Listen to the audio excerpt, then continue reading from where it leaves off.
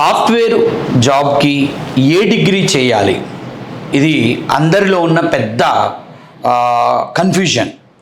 So చాలామంది ఏమనుకుంటారంటే ఒక సాఫ్ట్వేర్ ఇంజనీర్ అవ్వాలంటే బీటెక్ చదవాలి, బీటెక్లో కంప్యూటర్ సైన్స్ మాత్రమే చదవాలి, బీటెక్లో ECE, triple E, mechanical, civil వాళ్ళు కూడా ఐటీ జాబ్ కంటే కూడా కోర్ జాబ్కి వెళ్ళాలి అనేది అనుకుంటారు. సో అసలు ఇక్కడ మెయిన్ ఇంపార్టెంట్ పాయింట్ ఏంటంటే ఏ డిగ్రీ చేసినా, అంటే బీటెక్లో ఏ స్ట్రీమ్ అయినా, ECE, triple E, mechanical, civil అయినా, అదేవిధంగా ఒక నార్మల్ బీఎస్సీ చదివినా, ఒక బీకామ్ చదివినా, బీజెడ్సీ చదివినా, నార్మల్ బీఏ చదివినా, బీ ఫార్మసీ చదివినా, ఏజీబీఎస్సీ చదివినా, అంటే ఏ డిగ్రీ చేసినా కానీ మీరు సాఫ్ట్వేర్ సైడ్ వెళ్ళొచ్చు. ఒక 15 సంవత్సరాలు ఎక్స్పీరియన్స్తో నేను చెప్తున్నాను. ఇప్పుడు నేను పైన చెప్పిన కోర్సులు అన్ని రకాలు, అంటే BSc, BCom, BZC, B pharmacy, AG BSc students ఇప్పుడు మా క్లాస్లో ఉన్నారు.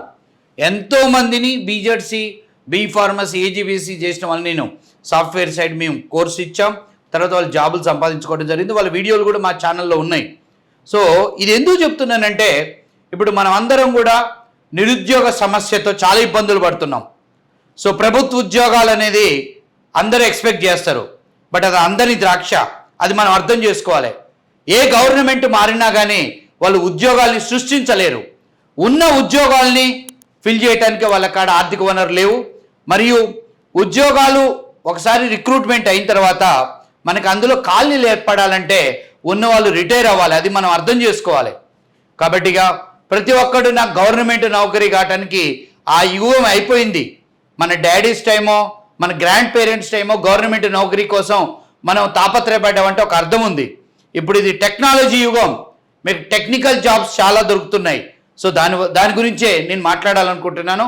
మీరు దానికి చాలామంది ఏమనుకుంటారంటే, సార్ నేను బీకామ్ చదివాను, నేను బీ ఫార్మసీ చదివాను, నేను ఏజీబీఎస్సీ చదివాను, నాకు ఐటీ జాబ్ ఎలా వస్తుందంటే, అరే బాబు, ఏ డిగ్రీ చేసినా మీరు ఆ డిగ్రీ తర్వాత ఒక సాఫ్ట్వేర్ కోర్స్ నేర్చుకొని, పర్ఫెక్ట్గా నేర్చుకొని, ఒక 5 నెలలు, ఒక 6 నెలలు, ఒక 10 నెలలు మీరు నిష్ణాతులు అయినట్టయితే ఆ కంపెనీ మీరు ఏ డిగ్రీ చూసినాం అనే దానికంటే కూడా వాళ్ళు ఏదైతే .NETలోనో జావాలోనో వాళ్ళకున్న ఉద్యోగం, వాళ్ళకున్న ప్రాజెక్ట్స్కి ఆ యొక్క కోర్సులో మీరు ఎంత ఎక్స్పర్టైజ్ అనేది చూస్తారు. నేను 100కు 100% చెప్పను, ప్రతి కంపెనీ కూడా నార్మల్ డిగ్రీ వాడిని తీసుకుంటుందని నేను చెప్పను. మాకు జరుగుతున్న రిక్రూట్మెంట్లో 10 కంపెనీలు వస్తే ఒక 2 లేదా 3 కంపెనీల వరకు మీరు అన్నట్టు బీటెక్ ఉందా, ఎంసీఏ ఉందా అని అడుగుతారు. బట్ 8 కంపెనీలు ఏ డిగ్రీ అయినా పర్లేదు సార్, మీరు నేర్పిస్తున్న .NETలో వాళ్ళు పర్ఫెక్ట్ ఉంటే చాలు అని తీసుకోవడం జరుగుతుంది. నేను నా ఛానల్లో అప్లోడ్ చేసిన వీడియోలో మీరు చూడవచ్చు. ఒక ఏజీబీఎస్సీ స్టూడెంట్కి ఐటీలో జాబ్ కొట్టాడు, ఒక బీ ఫార్మసీ స్టూడెంట్ జాబ్ కొట్టారు, ఒక నార్మల్ బీకామ్ స్టూడెంట్ జాబ్ కొట్టారు. ఏ డిగ్రీ చేసినా కానీ మీరు ఉద్యోగం లేదని నిరుత్సాహపడకుండా పర్ఫెక్ట్ సాఫ్ట్వేర్ కోర్స్ ఒకటి, ఒక కరెక్ట్ ఇన్స్టిట్యూట్ చూస్ చేసుకొని, కరెక్ట్ టైం పెట్టుకొని, అంటే మీరు అంటే లైక్ పార్ట్ టైం లెర్నింగ్ కాదు, ఏ పని లేకుండా మీరు యొక్క కోర్సుని కాన్సన్ట్రేట్ చేస్తే మీరు ఈజీగా సాఫ్ట్వేర్ జాబ్ కొట్టొచ్చు. కానీ దానికి మీరు సమయం కూడా ఇవ్వాలి. అంటే 2 నెలలు 3 నెలలు కాకుండా ఒక 6 నెలలు, ఒక 10 నెలలు, 6 to 10 months మినిమం పడుతుంది. అండ్ ఫుల్ టైం మీరు కనుక ప్లాన్ చేసుకున్నట్టయితే మీరు నార్మల్ డిగ్రీ చదివినా మీరు ఐటీ వైపు రావచ్చు. సో ఎందుకంటే ఇప్పుడు ప్రపంచంలో అత్యధిక ఉద్యోగ అవకాశాలు ఉన్న రంగం సాఫ్ట్వేర్. సో మీరు అవునన్నా కాదన్నా, మనం ఒప్పుకున్నా ఒప్పుకోపోయినా ప్రజెంట్ యుగం అంతా టెక్కీ యుగం. సో ఐటీ యుగం, మనకి లక్షల్లో ఉద్యోగాలు ఉన్న ఒకే ఒక్క రంగం software.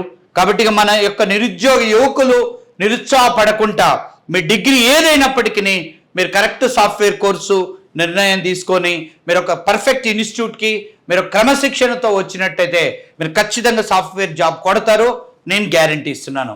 So all the very best.